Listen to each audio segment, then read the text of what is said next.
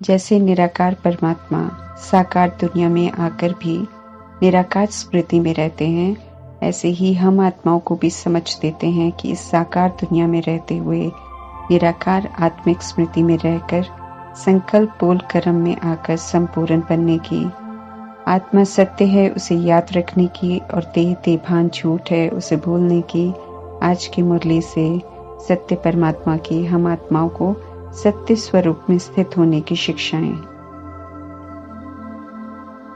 वरदानों से पालना करने वाले परमात्मा समझाते हैं कि वरदानों को यूज करो और अपना बनाओ। परमात्मा को संपूर्ण समर्पण की सहज विधि है सर्व गुणों से संपन्न बनने के पुरुषार्थ में सदा विजयी बनना। संपूर्ण समर्पण का स्पष्टीकरण करते हुए परमात्मा समझा रहे हैं कि जब अपनी देह के भान के नाम रूप पोजीशन को प्रभु को अर्पण कर संकल्प में भी बॉडी कॉन्शियस न हो, तब सर्व गुणों से संपन्न बनते हैं। परमात्मा की श्रीमत है, देह के भान को समाप्त करो और संपूर्ण बनने का लक्ष्य प्राप्त करो। जो परमात्मा की श्रीमत के प्रमाण सर्व समर्पण करते हैं और सर्वगुण संपन्न बनने का लक्ष्य रख पुरुषार्थ करते हैं, परमात्मा ऐसे पुरुषार्थियों को विजयी बनने का वरदान देते हैं। जब तक देह का भान है या अभिमान है, तब तक सर्वगुण संपन्न नहीं बन सकते हैं। देह का भान ऊपर उठने नहीं देता है, इसलिए परमात्मा कहते हैं खुद को इससे मुक्त करो। मनमना भव का मंत्र है मन को परमात्मा में लगाने के लिए, ताकि मन में सुधार आ जाए। साथ में परमात्मा राजयोग सिखाकर हम आत्माओं को स्मृति दिलाते हैं कि हम आत्माएं मालिक हैं इस देह के। कर्मेंद्रियों के और मालिकपन श्रीमत प्रमाण मन को चलाने की विधि बताते हैं। इस समझ से मन को वश कर सकते हैं। मन को सही दिशा में चलाने की समझ और शक्ति परमात्मा से मिलती है। परमात्मा ये स्पष्ट कर रहे हैं कि जो मन को वश करने में कुशल हो जाएंगे, वे ही मनमना भव रह सकेंगे, अर्थात परमात्मा की याद में रह सकेंगे। ब्रह्मा मुख से सुनाए गए आत्मा और परमात्मा के परिचय और परमात्म ज्ञान में जब निश्चय हो जाता है और हम मन ही मन पवित्र रहने की प्रतिज्ञा करते हैं और सत्य की राह पर और परमात्मा की श्रीमत अनुसार चलने का दृढ़ संकल्प करते हैं, तो नया अलौकिक ईश्वरीय जन्म हो जाता है और हम ब्रह्मा मुख वंशावली ब्राह्मण बन जाते हैं। स्थूल विधियां नहीं है ऐसा कहलाने की, बल्कि सूक्ष्म मन बुद्धि द्वारा स्वीकार करने की बात है। परमात्मा से हमें सत्य ज्ञान मिलता है और यही सत्य ज्ञान बंद तीसरे समझ के नेत्र को खोल देता है और एक एक कर आत्मा पर पड़ी अज्ञानता की परत को खोलता है और हर बात को स्पष्ट करता है। परमात्मा हम आत्माओं को अडॉप्ट करते हैं, अर्थात अपना बनाते हैं, इसलिए हम सब इस समय ईश्वरीय गोद में हैं। निराकार परमात्मा हम आत्माओं की ज्ञान और प्यार से पालना कर रहे हैं। कलयुग तक पहुंचते देह अभिमान के कारण द्वैत राज्य हो जाता है। एक परमात्मा, लेकिन परमात्मा के नाम पर मनमत और परमत से अनेक धर्म स्थापन कर लेते हैं मनुष्य आत्माएं। परमात्मा सुप्रीम अथॉरिटी ऐसे अनेक धर्मों के राज्य में आकर अद्वैत राज्य स्थापन करते हैं, परंतु परमात्मा मनुष्यों की तरह बाहुबल का इस्तेमाल नहीं करते हैं, न कराते हैं, बल्कि शांति से योग बल से स्थापना कराते हैं। आज बाहुबल के आधार से कौरव और यादव आत्माएं अपना अपना राज्य स्थापन करने की कोशिश कर रहे हैं, लेकिन परमात्मा ये स्पष्ट करते हैं कि बाहुबल से कभी भी अद्वैत राज्य स्थापन हो नहीं सकता। द्वापर युग से राजाओं ने ऐसी कोशिश की है, लेकिन सफल नहीं हुए हैं। वर्तमान समय में परमात्मा कहते हैं कि क्रिश्चियन धर्म की आत्माओं की संख्या सबसे ज्यादा है। अगर उनमें कैथोलिक, प्रोटेस्टेंट और कन्वर्टेड क्रिश्चियन सब मिलकर एक हो जाएं, तो पूरे विश्व पर राज्य कर सकते हैं, परंतु देह अभिमान के कारण आपस में बटे हुए हैं, हिंसात्मक हो गए हैं, इसलिए ड्रामा प्रमाण पे राज्य नहीं कर सकते हैं, लॉ नहीं है।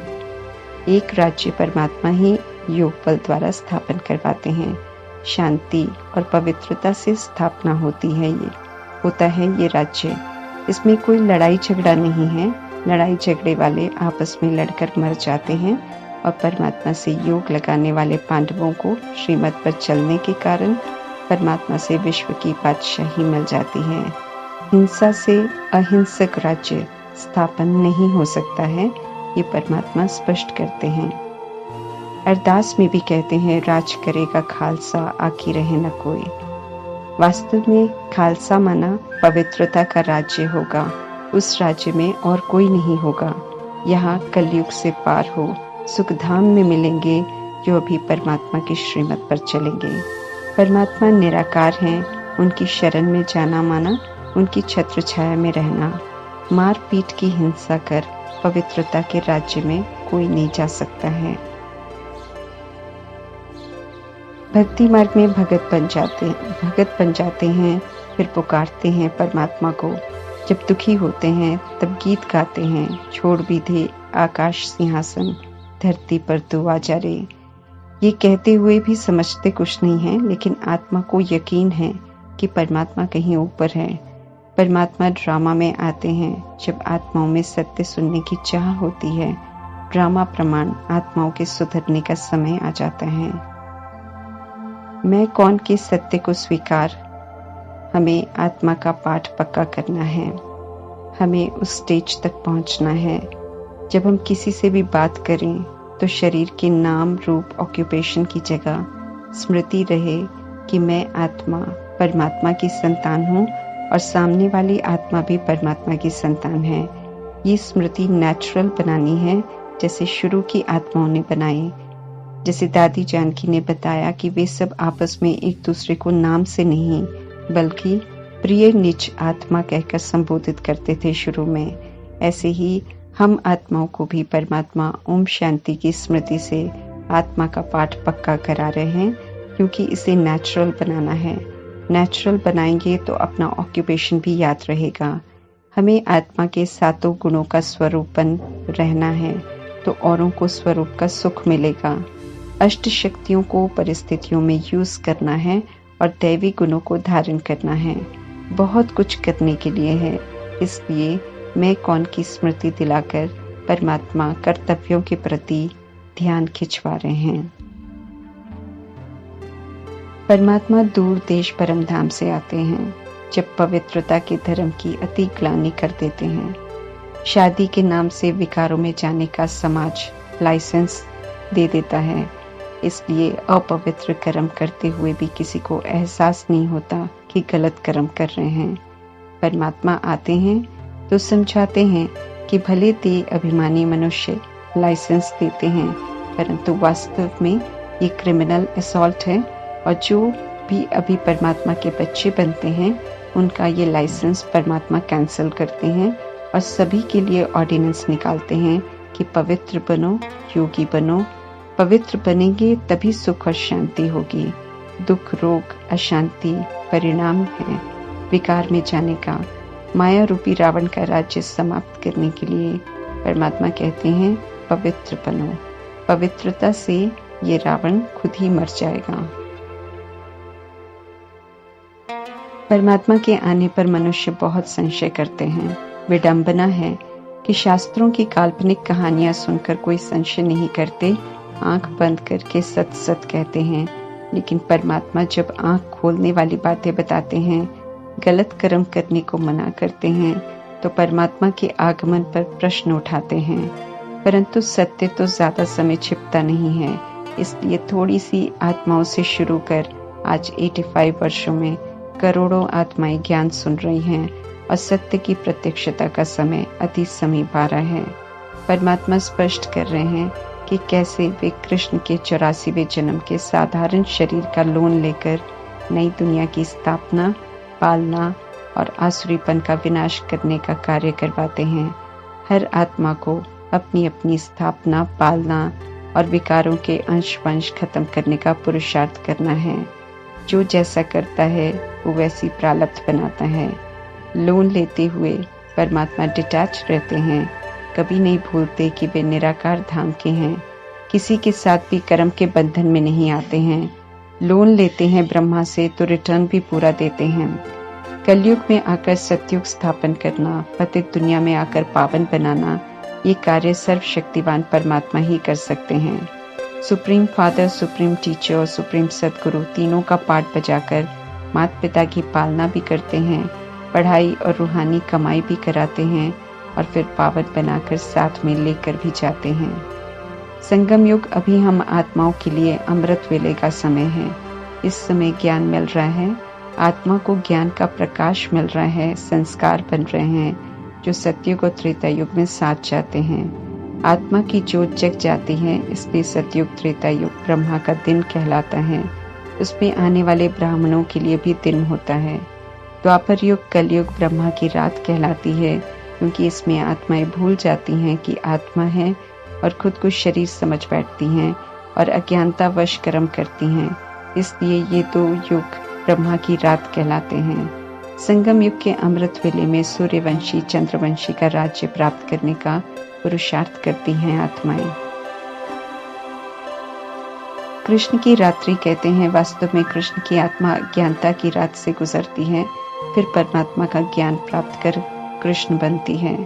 शिवरात्रि इसलिए कहते हैं क्योंकि वे सृष्टि पर कलयुग के विकारों के राज्य की घोर रात्रि के समय में ड्रामा में प्रवेश करते हैं और पांचों भूत 2500 वर्षों के लिए विदाई लेते हैं।